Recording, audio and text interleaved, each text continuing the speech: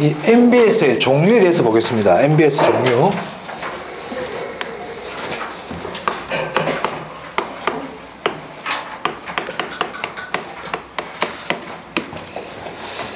자, 조금 전에 은행에서 원리금 수취금과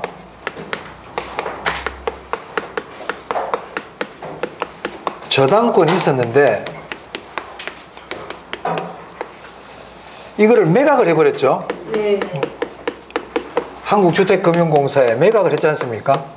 한국주택금융공사에 매각을 해버렸어. 그럼 이게 여기로 왔겠죠. 여기 이제 그래서 한국주택금융공사가 원리금 수취권하고 저당권을 가져왔단 말이에요. 가져왔어. 그럼 이제 한국주택금융공사는 이걸 기초자산이라 그럽니다. 우리가 기초자산. 이거를 기초로 해가지고 정권을 발행해요. 그럼 투자자에게 이 정권을 발행할 때, 야, 투자자야, 원리금 수취권하고 저당권 네가 좀 다 가지고 가. 이렇게 발행하는 방법이 있고요. 투자자한테 원리금 수취권과 저당권은 가져가지 말고 우리가 그냥 너한테 주는 이자만 받아. 요렇게 발행하는 방법도 있고, 제가 나중에 적어 드릴 겁니다. 네, 진짜 들으시면 돼요. 투자자한테 원리금 수취권은 우리가 갖고 있고 너는 저당권만 가지고 가. 이렇게도 발행할 수 있고 여러 가지 방법이 있단 말이에요. 방법들이 무슨 말 알겠습니까? 네. 아니면은 원리금 수취권만 가지고 가고 저당권은 우리가 갖고 있을게. 이렇게 발행하는 방식들이 여러 가지가 있어요. 그래서 이렇게 발행하는 방식에 따라서 이 MBS의 종류가 크게 4가지가 있습니다. 4가지. 네, 적을 거예요. 제가 이 내용을. 첫 번째가 뭐가 있냐면 MPTS라는 게 있어요. 우리 개론에서 영어를 기억하는 건 잘 없는데 얘는 좀 이걸 좀 기억해 줘야 돼요. 영어가 반가울 때는 얘밖에 없어. MPTS. 두 번째 뭐가 있냐면 MBB가 있어요. MBB. 네. 세 번째가 MPTB가 있어요. 네 번째가 CMO라는 게 있습니다. CMO.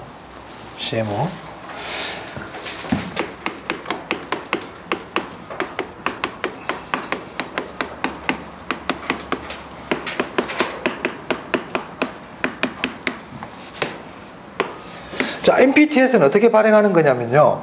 투자자에게 원리금 수취권과 저당권 전체를 다 팔아버리는 거예요. 투자자한테 전부 다.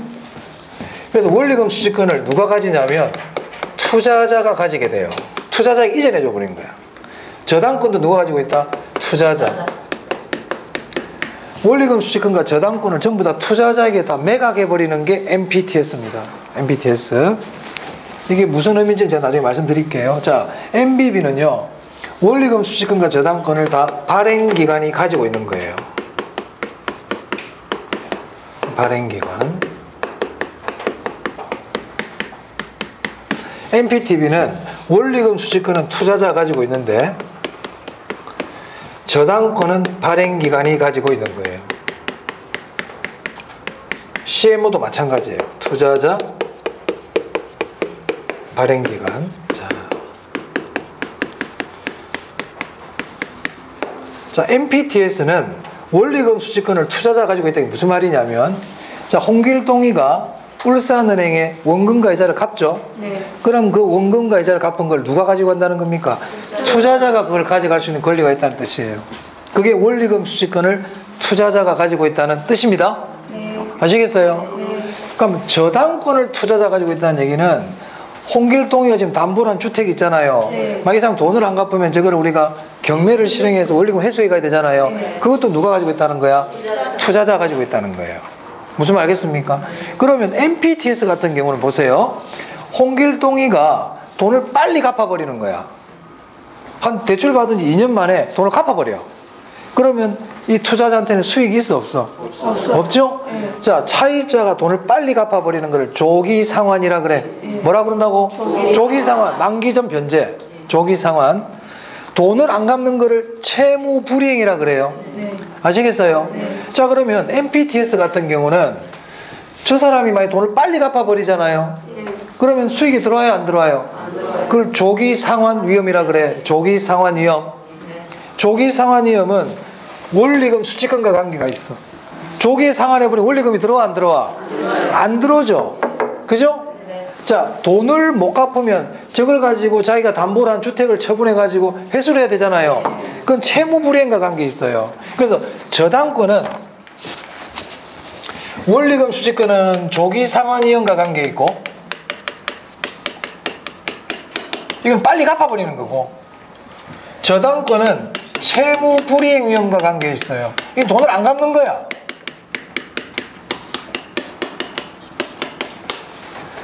자, 그럼 보세요. 원리금 수익권을 투자자가 가지고 있죠. 그럼 조기 상환 위험은 투자자가 부담한다는 뜻입니다. 이게 그 의미가. 저당권 투자자 갖고 있죠. 그럼 채무불이행 위험 누가 부담한다는 거야? 오케이. 자, MBB는 발행기간이 다 가지고 있잖아요. 그럼 조기 상환 위험 누가 부담해요? 다 이런 관계야. 다 이런 거야, 이런 거. 무슨 말인지 알겠습니까? 외울 게 아니야, 사실은 이거를. 외울 게 아니야. 자, 그러면요. 이 MPTS는 모든 위험을 누가 부담해? 투자자가 다 부담해야 돼. 모든 위험을 투자자가 다 부담합니다. 그리고 모든 권리도 투자자가 다 가지고 있죠. 이거는 마치 지분을 갖고 있는 것처럼 보이거든, 얘가. 이걸 지분형 MBS라 그래요. 지분형 MBS야. 지분형. 지분증권 그러면 안 돼. MBS는 제가 무슨 정권이라고 그랬어, 아까? 부채정권이야. 부채정권. 부채정권은 부채금융과 관계되는 정권이 부채정권이에요.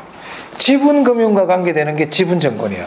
그럼 지분정권의 대표적인 건 주식, 부채정권의 대표적인 건 채권이거든. 채권. MBS는 무슨 정권이라고요? 부채정권입니다. 그래서 MPTS는 지분형 부채정권이지 지분정권 그러면 안 돼요. 얘를 전부 다 부채정권이야. 그래서 MPTS는 모든 위험을 누가 부담한다? 투자자. 네, 투자자가 모든 위험을 부담해요. 그럼 여기서 모든 위험이란 건 무슨 위험인데? 조기 상환 위험과? 그렇죠. 그렇단 말이에요. 무슨 말 알겠습니까? 그래서 MPTS는 투자자가 모든 위험을 부담하니까 수익도 가장 높아요. 제가 위험이 클수록 수익이 크다고 그랬지? 수명도 짧아. 빨리 죽어. 수명이 제일 짧아. 자, MBB 보세요. MBB는 발행기간이 모든 걸 다 가지고 있으니까 모든 위험을 누가 다 부담합니까?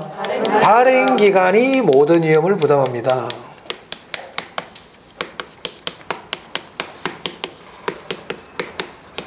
자, 그래서 MBB는 있잖아요. MBB에 투자한 사람은 홍길동이가 돈을 갚든 안 갚든 이자를 계속 받을 수 있는 거예요. 이해되세요? 그럼 이해가 됐는지 질문을 해볼게. 자, 그럼 MPTS는 저 현금 흐름이 투자자에게 그대로 연결됩니까? 단절됩니까? 연결된다. 저 돈이 그 돈이다. 연결이 되죠, 자금이. 그래서 얘를 우리가 우리나라 말로는 이체 정권이라고 불러요. 그냥 현금 이체하듯이 이체가 된단 말이에요. 이체가. 이체. 잘했어. 그러니까 MBB는 현금 흐름이 연결됩니까? 단절됩니까? 단절됩니다. 그래서 MPTS는요, 투자자에게 매달 돈을 줘요. 매달. 그런데 MBB는 6개월마다 줘요. 저 돈으로 주는 게 아니라고 별도로 주는 거야, 이렇게. 그러니까 이 MBB는 그냥 우리 일반 뭐 현대자동차와 같은 일반 회사에서 발행하는 그냥 채권과 같은 거야. 한국주택금융공사가 발행하는 일종의 뭐라고요? 채권이야, 채권. 그래서 MBB는 지분형이 아니고 채권형 MBS라 그래요. 채권형이야, 얘는. 채권형. 이걸 기억해. 채권형. 무슨 말인지 이해됩니까?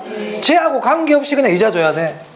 그럼 만약에 홍길동이가 돈을 빨리 갚아버리잖아요. 그래도 줘야 돼. MBB 투자자들한테는. 그러니까 위험을 전부 다 누가 부담해? 발행기관이 모든 위험을 부담하죠. 자, MPTV 한번 볼까요? MPTV는 원리금 수익권은 투자자가 가지고 있고 저당권은 발행기관이 갖고 있죠. 혼합형이라고 부릅니다. 이건 혼합형.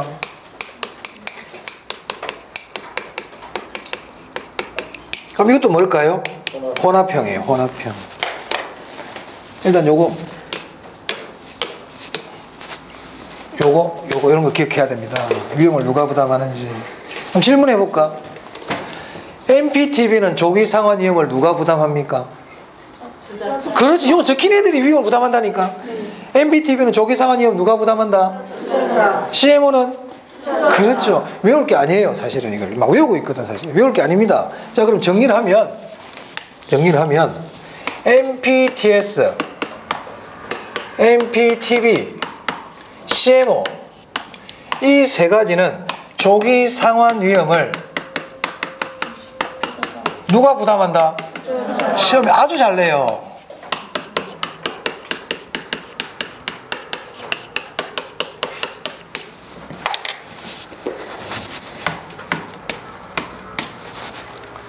자, 홍길동이가 조기 상환을 해버리잖아요. 조기 상환을 콜이라고 불러요. 콜. 조기 상환이 콜이라 그러거든요. 자, 제가 콜을 했어. 조기 상환을 해버렸어. 그럼 투자자, 이 지금 세 개의 투자자들은 콜에 대해서 방어가 돼야 안 돼요? 위험을 부담한다는 건 방어가 안 된다는 얘기죠. 그렇잖아요. 그래서 MPTV, MPTS, MPTV, CMO는 조기 상환 위험을 투자자가 부담한다. 이 말을 이렇게도 표현합니다. 콜 방어가 불가능하다.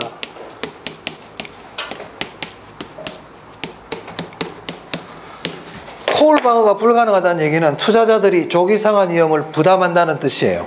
그럼 콜 방어는 뭐만 됩니까? MBB만 콜 방어가 가능합니다. MBB만. 왜? MBB는 투자자들이 조기 상환 위험을 부담하지 않으니까. 중요해? 중요해요. 그래서 MBS에서는 우리가 뭘 알아야 되느냐면 누가 무엇을 갖고 있는지를 일단 알아야 돼. 누가 무엇을 갖고 있는지 기억해야 된단 말이에요. 그 다음에 이거 중요하다고요. 요거. 이 세 개는 투자자가 조기 상환 위험을 부담한다. 됐습니까? 네. 앞으로 뭐 자주 할 거니까 기본적인 개념 알아두시기 바래요. 자, 우리 41페이지 보면 쭉 어떤 말들이 나와 있는데 신경 쓰지 말고 제가 말씀드린 것만 일단 기억하시기 바랍니다. 넘겨보겠습니다. 자, 넘기시면 42페이지에 부동산 금융의 동원 방법 그래가지고 프로젝트 파이낸싱이라고 나오나요? 네, 요거 한번 볼게요. 자, 지금부터는 뭘 할 거냐면 자금을 조달하는 방법에 대해서 공부하는 거예요. 우리 지금까지 배운 것 중에서 자금을 조달하는 방법 크게 두 가지 있었거든. 주식 발행하고 돈 빌리는 거 했죠? 그거 말고 또 자금을 조달하는 방법들이 있어요.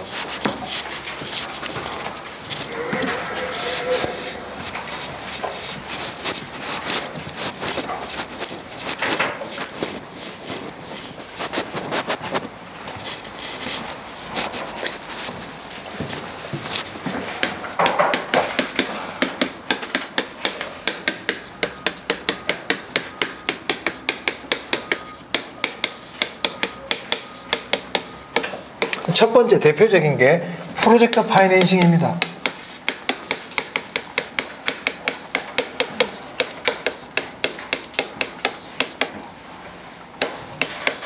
이 파이낸싱이라는 게 자금을 조달하는 걸 얘기하거든요. 파이낸싱이. 그럼 프로젝트 파이낸싱은 어떻게 자금을 조달하는 건지 그걸 아는 게 중요하거든요.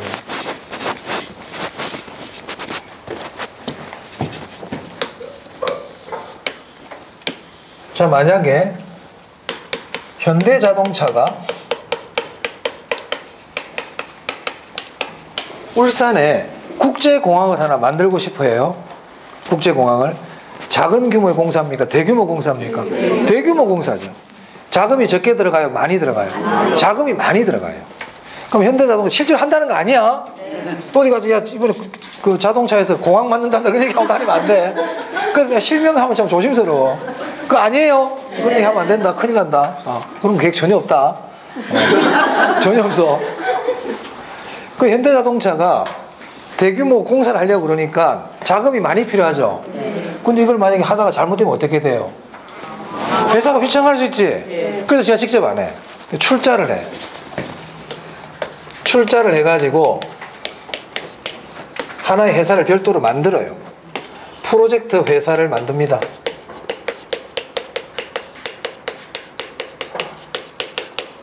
이 프로젝트 회사라는 건 뭐냐면요, 지금 공항을 만드는 프로젝트를 하려고 그러죠.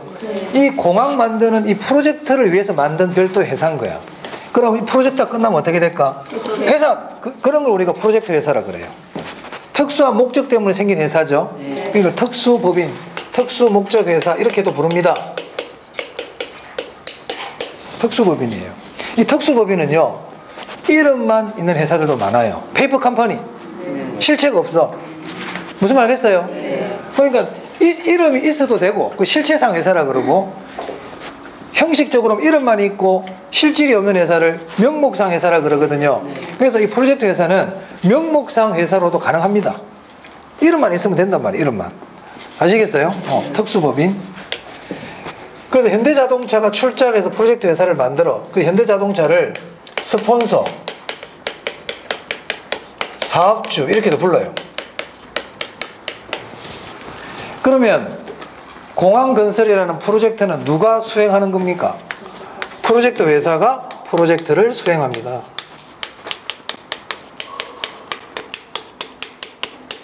여기서 프로젝트를 수행한다는 얘기는 자금을 조달하고 시공사도 선정하고 뭐 이러한 일들을 전부 다 누가 다 한다는 거예요? 프로젝트 회사가 다 하는 거예요. 프로젝트 회사가. 됐어요? 어떤 건지는 아시겠어요? 자, 그러면요, 이 프로젝트 파이낸싱에서 프로젝트 회사가 자금을 조달하죠. 이 자금을 조달하는 방법이 다른 일반 기업 금융들하고 차이가 있어요. 차이가. 자, 그걸 이제 봐야 되거든. 자, 이 현대자동차 사업주지 않습니까? 이 현대자동차하고 프로젝트 회사는 이 둘은 법적으로 절연 관계예요. 법적으로 절연 관계. 절연이라는 뜻이 뭐야? 관련이 없다. 이게 무슨 말이냐? 현대자동차가 망한다는 것도 만망해. 뭐 현대자동차 원래 망한다 해보자. 그럼 프로젝트는 중단될까? 계속 진행될까? 그래, 이행한다고 그랬잖아. 프로젝트는 어떻게 된다? 계속 진행돼. 그게 관계가 없다는 뜻이야. 프로젝트 회사가 망했지? 그럼 얘가 책임진다, 안 진다? 안 진다. 그렇지. 그래서 이렇게 하는 거야. 무슨 말 하겠어요? 조폭들이, 두목들이 직접 손에 피를 안 묻히잖아. 밑에 시켜놓고 나 몰라, 이거 비슷한 거지. 꼭 그런 거 조폭은 아니에요, 얘들이. 그렇다는 거야. 그런 관점이 강하지. 그래서 어떤 사업을 할 때 큰 거는 내가 직접 하는 것보다는 별도로 만들어 가지고 하는 거예요. 잘못 안 되면요, 그게만 딱 정리해버리면 되니까 직접 할 필요가 그런 게 강하죠, 사실은. 법적 절연 관계 있습니다. 자, 그 다음에 중요한 게 이거거든요. 자, 우리 일반적으로 기업들이 어떤 사업을 할 때 자금을 조달할 때는요, 은행에서 돈을 빌릴 때는 담보가 있어야 되죠. 담보를 제공해 줘야 돼요. 그런데 이 프로젝트 파이낸싱은 사업주의 물적 담보를 요구하지 않아요.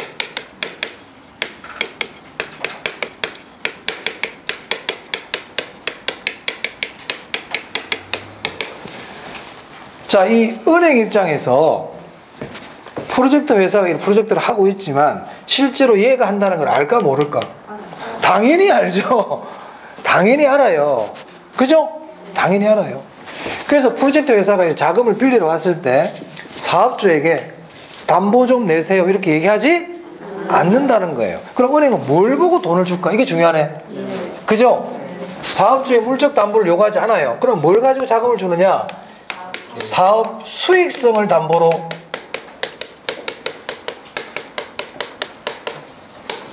수익성 담보라는 걸 이렇게 표현합니다. 미래 현금 흐름을 담보로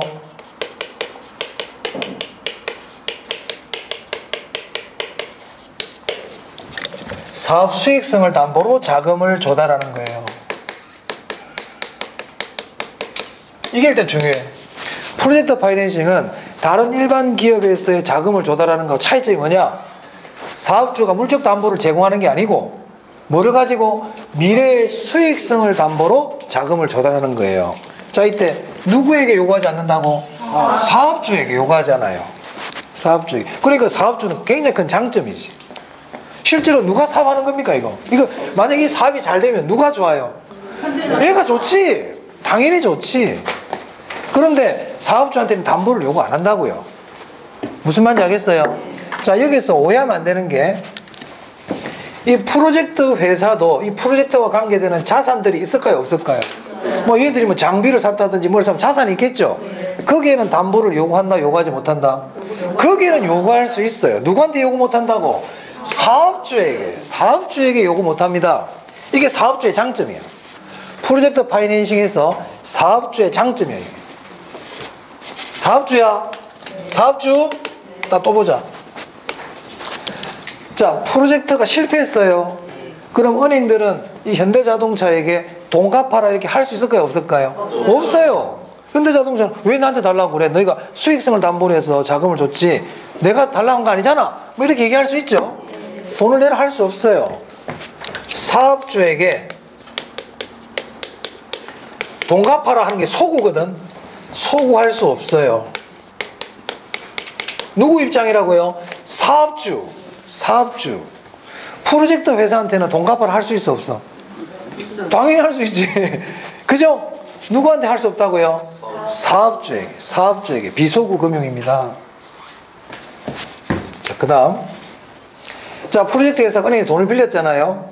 그러면 프로젝트 회사의 장부에는 돈 빌린 내용이 나올 거야, 안 나올 거야? 프로젝트 회사 장부에는? 나와요. 구멍가게도 아니고 당연히 있겠지.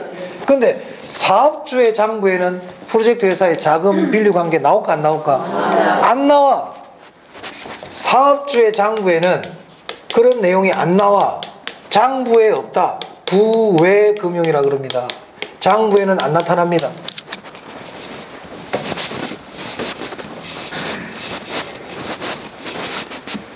이 세 가지가 프로젝트 파이낸싱에서 사업주 입장에서의 좋은 점이에요. 첫 번째, 물적 담보를 요구하지 않는다. 두 번째, 비소구 금융이다. 소구 금융 그러면 안 됩니다. 사업주예요. 사업주의 장부에 나타난다, 안 나타난다? 안 나타나. 그러면 사업주의 장부에 안 나타나면 사업주는 어떤 좋은 점이 있느냐? 자, 만약 현대자동차가 은행에 대출을 받으러 갔어요. 다른 사업 때문에 공장 하나 지으려고. 그럼 은행에서 뭐 갖고 오라 그럴까? 장부 갖고 오라 그러죠. 전문용어로 재무제표 갖고 오라 그래요.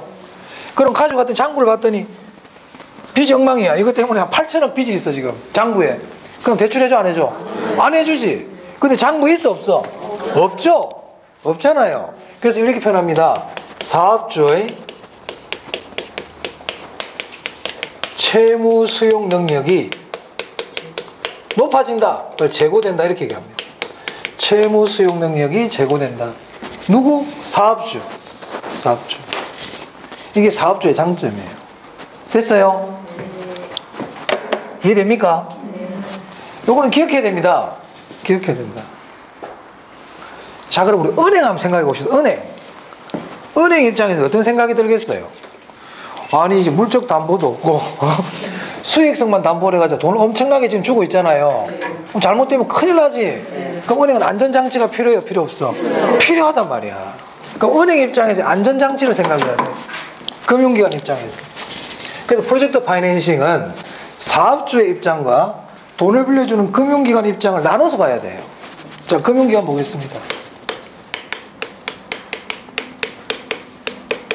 금융기관 안전장치를 위해서 여러 가지 안전장치를 해요. 안전장치. 시공사에게 지급보전 같은 거를 요구합니다. 야, 공사할 거 아니에요, 여기 공사. 얘들에게 잘못했을 때 네가 좀 지급을 해라. 이런 걸 갖다가 요구한단 말이에요. 시공사들에게. 그리고 시공사들에게 공사 포기각 쓰는 것도 받습니다. 굳이 안 해도 됩니다. 근데 제가 참고로 말씀드립니다. 은행들은 여러 가지 안전장치를 한다. 이렇게 보시면 돼요. 이 프로젝트 회사 있잖아요. 프로젝트 회사의 주식에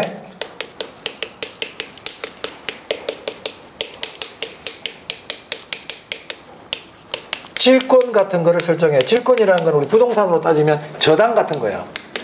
이런 걸 설정을 해요. 그래, 여러 가지 안전장치를 한다. 이렇게 보시면 되겠습니다. 자, 그 다음.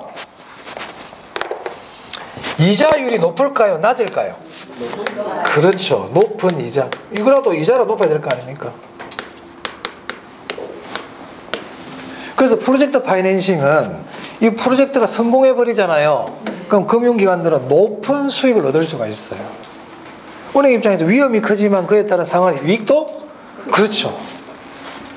자, 다섯 번째. 이렇게 여러 가지 안전장치를 하다 보니까 위험이 분산돼요. 위험이 배분돼요. 노란색으로 적은 건 조금 기억을 하셔야 돼요. 자, 여섯 번째. 정보의 비대칭이 감소해요. 네. 정보의 비대칭성이 감소해요. 자, 전에 제가 정보의 비대칭이라는 거 얘기 드린 적이 있는데, 기억이 안 나죠? 완전 경쟁시장 할 때 제가 정보의 대칭, 불완전 경쟁시장은 정보의 비대칭이라 그랬거든요. 정보의 비대칭이라는 거는 내가 알고 있는 거하고 저 사람이 알고 있는 거하고 차이가 나는 거예요. 근데 프로젝트 파이낸싱은 정보의 비대칭성이 뭐라고 되어 있어요? 감소해요. 사실 그냥 외우면 되는데 이유는 좀 설명드립니다. 무슨 말인지. 자, 여러분들 은행에 대출 받으러 갑니다. 대출 받으러 가면 은행에서 여러 가지 서류를 요구해요, 안 해요? 왜 요구할까? 이 사람이 많은 사람인지를 몰라. 말만 듣고 믿을 수가 없잖아요.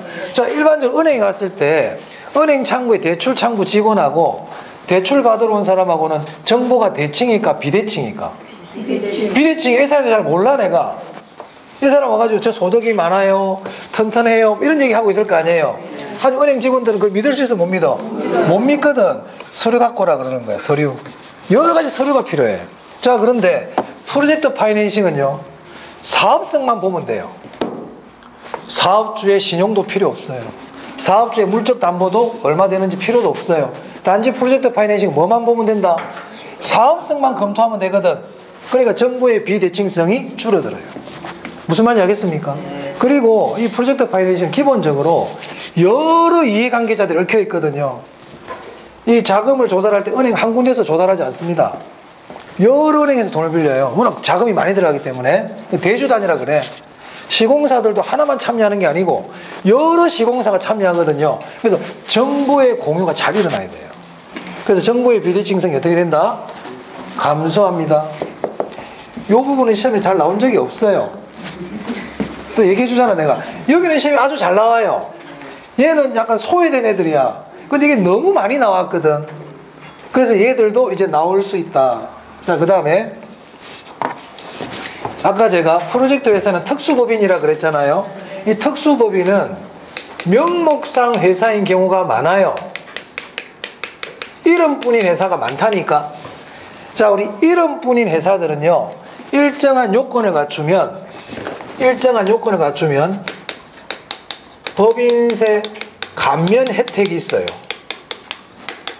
이게 작년인가 재작년 문제네. 자, 프로젝트 회사는 법인세 감면 혜택이 있다. 맞을까 틀릴까? 맞습니다. 한 번도 낸 적이 없었는데 냈단 말이야. 왜? 너무 많이 냈거든. 너무 많이 냈기 때문에 이제 출제위원들이 조금 구석탱이 있는 거를 내려고 해요. 아시겠어요? 그래서 앞으로 명목상 회사다 이런 말이 나오잖아. 그럼 얘들은 법인세 감면을 받을 수가 있겠구나, 이렇게 생각하시면 됩니다. 자, 그리고 이 노란색으로 된 거 있죠? 요것도 같이 이제 그동안은 좀 변두리에 있던 애들이지만 이제 나올 수도 있으니까 봐두세요. 네. 뭐 조심하면 될까? 위험이 배분된다. 위험이 집중된다 그러면 안 돼. 위험이 배분돼. 정보의 비대칭성이 어떻게 된다? 감소한다. 됐어요? 네. 네. 자, 그래서 프로젝트 파이낸싱까지 봤습니다. 자, 그 다음 이번에 신디케이트라고 있죠? 네, 신디케이트 볼게요.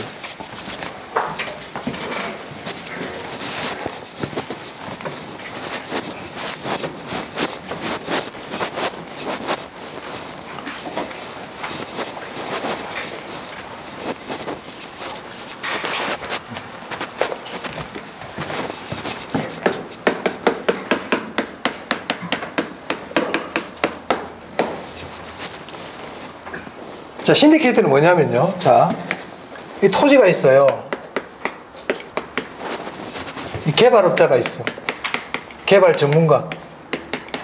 이 사람 전문가야. 자, 이 토지를 개발하려고 그래요. 이 개발하려고 그러는데 개발 비용이 100억이 들어가. 100억. 근데 이 개발업자는 돈이 20억밖에 없어. 20억밖에.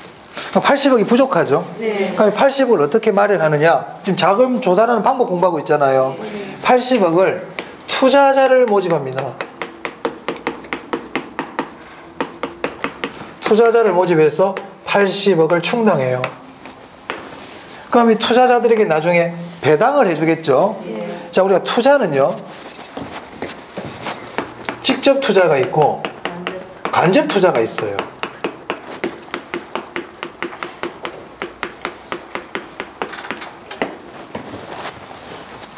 직접 투자는 뭐냐면 투자를 해놓고 내가 일일이 참여하는 거예요. 그 안에 내부 행위에 대해서, 경영 행위에 내가 직접 참여하는 게 직접 투자야. 자, 여러분들이 만약에 현대자동차 주식을 샀어요. 그럼 주주죠. 주주잖아. 현대자동차로 출근합니까? 똑바로 해. 지금 뭐야 이거, 열심히 일 안 해? 이렇게 합니까? 안 하죠. 나는 주식을 샀지만 현대자동차 대표이사에게 경영을 위임해놓고 있잖아요. 맞아요? 거기서 이익이 나면 거기에 맞는 배당을 받는 거죠. 이건 간접 투자예요. 간접 투자. 직접 투자는 직접 참여하는 거야. 이 신디케이트는 직접 투자입니다. 직접 투자 방식이에요. 신디케이트를 우리가 투자자 모집형이라 그러는데 조합 아파트 같은 것들이에요. 조합 아파트. 직접 투자 방식이에요. 자, 우리 조합 아파트 하면 조합원들끼리 같이 회의하고 시공사도 선정하고 분양가도 그 조합원 총회에서 결정하고 하죠. 맞습니까? 그 조합원들 다 직접 투자 방식이에요. 직접 투자. 그럼 이 투자자들에게 나중에 수익이 나면 배당해 주겠죠. 그래서 신디케이트는 지분금융입니다. 요거 기억하면 됩니다. 사실은 요게 중요하거든.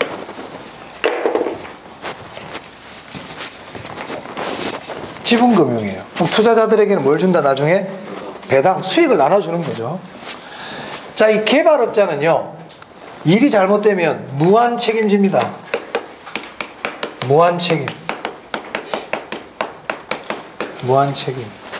투자자들은 자기가 투자한 만큼의 비율만큼 책임을 져요. 얘들은 유한 책임이에요. 자, 개발업자는 무슨 책임? 무한 책임. 투자자는요, 유한 책임집니다. 이렇게 무한 책임 사원과 유한 책임 사원으로 형성된 이런 회사들을 보통 우리가 합자 회사 형태라고 그래요. 참고로 아시면 돼요. 우리가 회사가 상법상 회사를 보면 한명회사라는 게 있거든요. 한명회사는 전부 무한 책임 사원이에요. 무한 책임이라는 게 뭡니까? 무슨 사고가 발생하면 한 명 한 명이 전부 다 무한 책임자가 되는 거예요. 한명회사는 전부 다 무한 책임 사원들이에요. 합자는요, 일부는 무한이고 일부는 유한인 회사들입니다. 합자회사. 그러니까 우리나라 합자회사들 있죠. 보통 뭐 법률법인들 있죠. 김현장이나 회계법인, 뭐 안진, 삼일 이런 회계법인들 있잖아요. 주로 이렇게 합자회사 형태를 많이 띠고 있어요. 그 대표 변호사 무한 책임지고요. 그 밑에 파트너들은 좀 유한 책임을 진다든지 뭐 이런 식으로 보통 진행을 합니다. 그리고 이제 유한회사가 있고요. 유한회사, 그리고 주식회사 이렇게 있어요. 참고로 하시면 돼요. 자, 그러면 신디케이트에서는 뭘 기억한다? 지분금융, 이게 일단 중요해. 그리고 투자자 모집형이라고 불러요. 투자자를 모집하고 있잖아 지금. 그렇죠? 그리고 직접 투자 방식입니다. 자, 신디케이트가 나오면 이제 같이 좀 알아두면 좋은 게 있어요. 조인트 벤처예요. 조인트 벤처.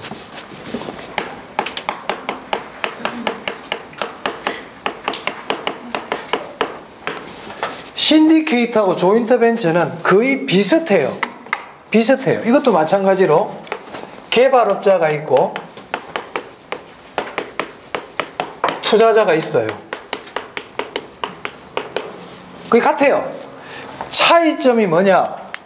이 신디케이트는 이 투자자들이 다수의 소액 투자자들입니다.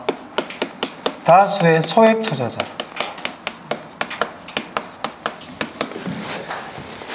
그런데 이 조인트 벤처에서의 투자자는 소수의 거액 투자자들이 참여해요. 주로 누가 참여하냐면 은행들이 주로 참여해요. 은행. 금융기관.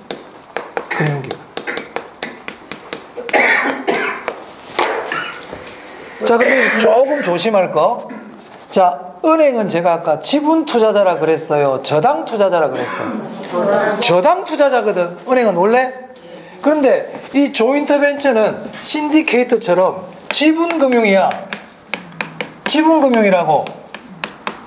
그러면 조인트 벤처에서 참여하고 있는 투자자, 소수의 거액 투자자 중에 은행이 있다 그랬잖아요. 그럼 이때 은행은 저당 투자자일까? 지분 투자자일까? 그렇지. 그래서 조인트 벤처에서 투자자로 참여하는 은행은 지분 투자자로 참여하는 겁니다. 무슨 금융이니까? 그렇지. 지분 금융이니까 당연히 지분 투자자. 저당 투자자 그러면 안 돼요. 이런 거 너무 어려워. 이렇게 말을 바꾸면 어려워. 그래서 조인트 벤처에서는 소수의 거액 투자자들이 참여하는데 주로 은행이 참여합니다. 몇 개 은행들이 컨소시엄 만들어가지고.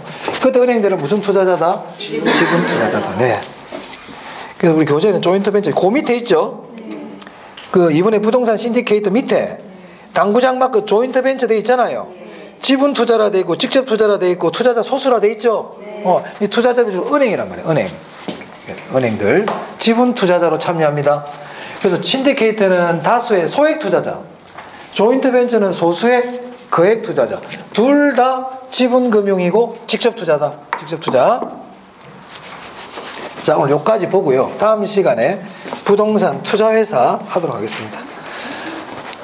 자, 수고하셨습니다. 식사들 맛있게 하세요. 네, 고맙습니다.